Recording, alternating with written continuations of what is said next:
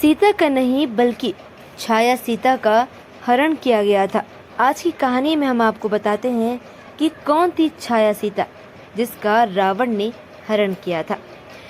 वेदवती नाम की एक कन्या थी जो भगवान विष्णु की तपस्या कर रही थी, जिसे रावण अपनी पत्नी बनाना चाहता था। वेदवती ने योग क्रिया द्वारा अपने शरीर को भस्म कर दिया और रावण को श्राप दिया, मेरे द्वारा ही तेरा संहार होगा, हत्या के प्रहार में अवतार हमारा होगा। अग्निदेव ने वेदवती की आत्मा को अपने तन में समाहित कर लिया। एक दिन पंचवटी में मारीच राक्षस का वध करने के लिए भगवान राम आश्रम के बाहर चले गए। सीता जी के कठोर वचन सुन के लक्ष्मण जी भी राम जी के पीछे पीछे चले गए। राक्षस राजा रावण सीता को हरण ले जाने के लिए आश्रम के घाट आए। उस समय अग्निदेव भगवान राम के अग्निहोत्र गृह में शामिल थे।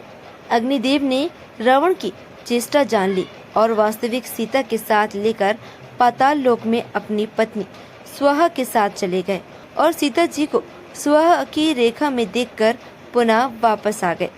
अग्निदेव ने वेदवती की आत्मा को अपने तन से अलग करके सीता के समान रूप वाली बना दिया और पर्णशाला में सीता जी के स्थान पर उन्हें स्थापित किया गया। रावण ने उसी का नाम लेकर लंका में लाया गया। तदंतर रावण के मारे जाने पर अग्नि परीक्षा के समय वेदवती ने अग्नि में प्रवेश किया। उस समय अग्निदेव ने स्वाहा के निकट सुरक्षित जनक नंदिनी सीता रूपा लक्ष्मी की पुनः स्थापना की। श्री राम जी को त्रिलोक दिया और वेदवती रूपी छाया सीता के अपने तन में समाविष्ट कर लिया। तब सीता जी ने भगवान राम से कहा, प्रभु, इस वेदवती ने बड़े दुख सहे हैं। यह आपको एक पति के रूप में पाना चाहती है, इसके लिए आप इसे अंगीकार करना चाहेंगे। भगवान राम ने कहा, समय आने पर इसे पत्नी के रूप में स्वीकार करेंगे। और समय बीतता चला गया। आरनी नदी के किनारे भूमि का शोधन करने के लिए राजा आकाश राज यज्ञ कर रहे थे। सोने के हल से पृथ्वी ज्योति जाने लगी। तब बीच की दुर्लभ कृति समय राजा ने देखा, पृथ्वी से एक कन्या प्रकट हुई जो कमल की साया पर सोई हुई है, सोने की पुतली सी शोभा पा रही है। राजा ने उसे गोद में उठा लिया और यह मेरी बेटी है ऐसा बार बार कहा और महल की ओर चल दिए। वह आकाश बन गई।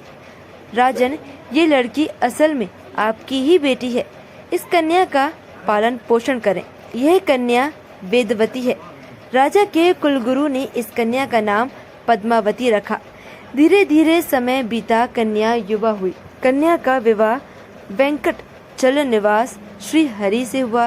ये वेदवती छाया रूपी सीता, जिसे दुनिया जानती है, पद्मिनी, पद्मावती, पदाले के नाम से जानी जाती है।